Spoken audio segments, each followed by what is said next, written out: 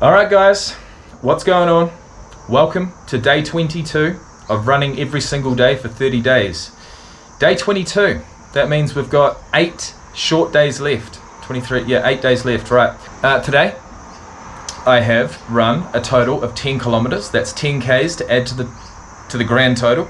We're aiming for 200 total kilometers. I feel like, actually I can probably see, what do we got here? We are sitting at 125 total kilometers.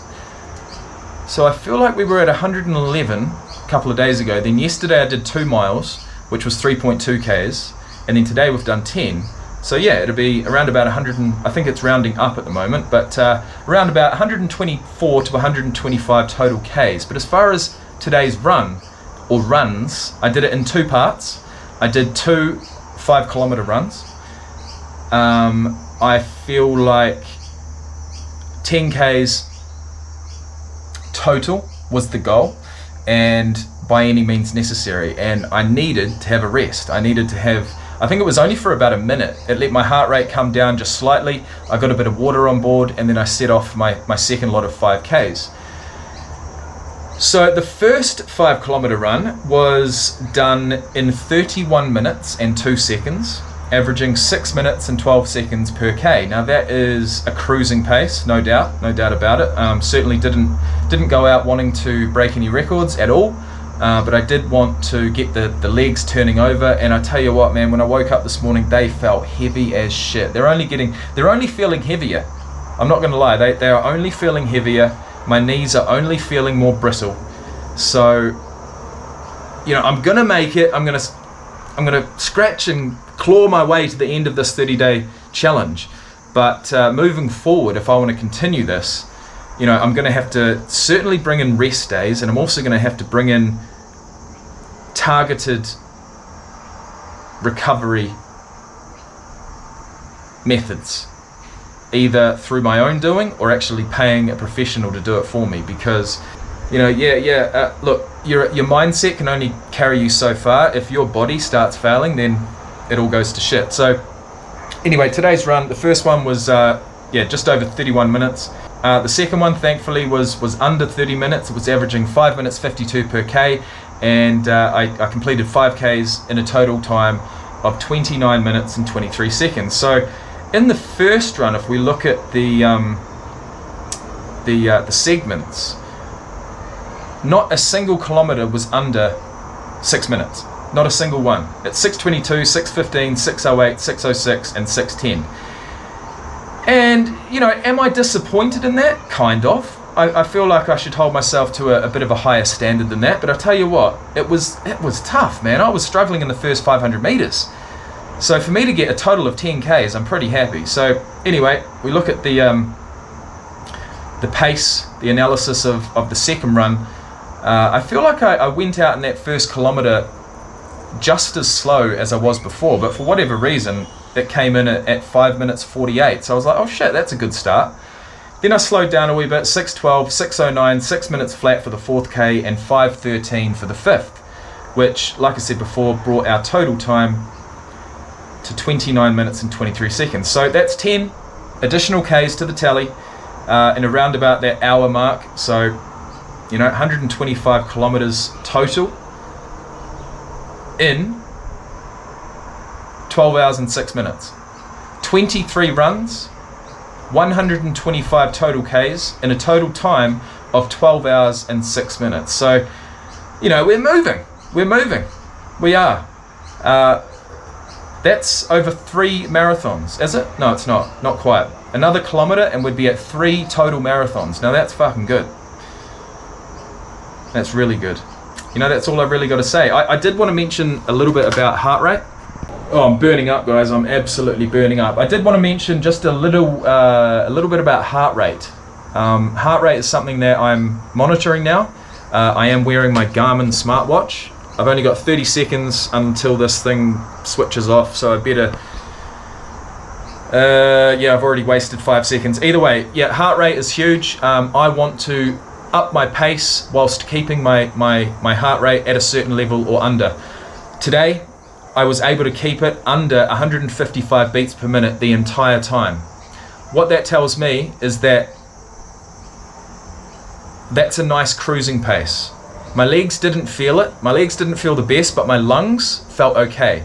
So 155 beats per minute is maximum for me at the moment on my long distance runs. If it gets up to 160, 170, I am burning out pretty damn quick. So it's going to be up to me to monitor that. All right. Nothing worse, whether it's making a YouTube video or sitting in traffic on the way to work. There is nothing worse than having to rush. So I've got a new camera, new battery, and I just want to talk about heart rate, right?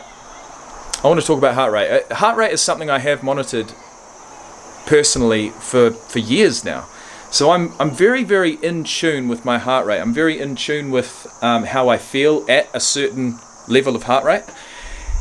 And for me to cruise for something like 5, 10, 15, even 20 Ks, for me to cruise like that and show no sign of fatigue, show no sign of sort of burning myself out, I need to keep my heart rate at 155 beats per minute or under. Now that's working off of a formula that I have heard of before, that is, you take your age from 180 beats per minute. So I'm 32, take 32 off 180 is actually 148 beats per minute. So effectively I should be trying to up my pace, up my speed, whilst keeping my heart rate at 148 beats per minute or under. And what I can tell you after monitoring my heart rate, having a look at it over the 2 5-kilometer runs that I did today, the first one where I was averaging 6 minutes to 6 minutes 10 per K, my heart rate did not go over 148 beats per minute. So effectively that is well and truly my cruise sort of pace. The second run I did up it just a wee bit, and I upped it during the last K too, but interestingly enough my maximum heart rate didn't get over 155 beats per minute. So there's a 7 beat per minute discrepancy between the two, and about a minute and a half's worth of pace discrepancy. So even just little pace changes do affect the heart rate.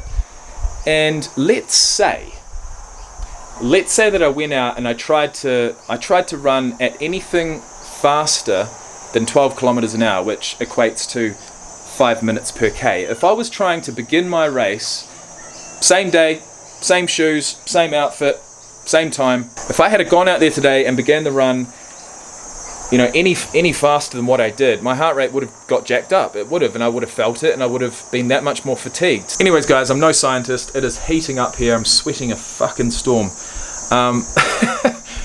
And I certainly did whilst I ran today too. That's one thing, man. The sweat is just so intense. You've got to focus on hydrating yourself beforehand, but not too much, and then hydrating yourself afterwards throughout the rest of the day. But yeah, look, those are some thoughts about my heart rate. Interestingly enough, my resting heart rate with all this running that I've been doing has lowered as well. So if I look at my resting heart rate at the moment over the last week, so over the last 7 days, my resting heart rate, and it usually only drops down to this mark whilst I'm asleep, but it's counted as your resting heart rate, is around about 46 beats per minute at the moment, which is really, really good.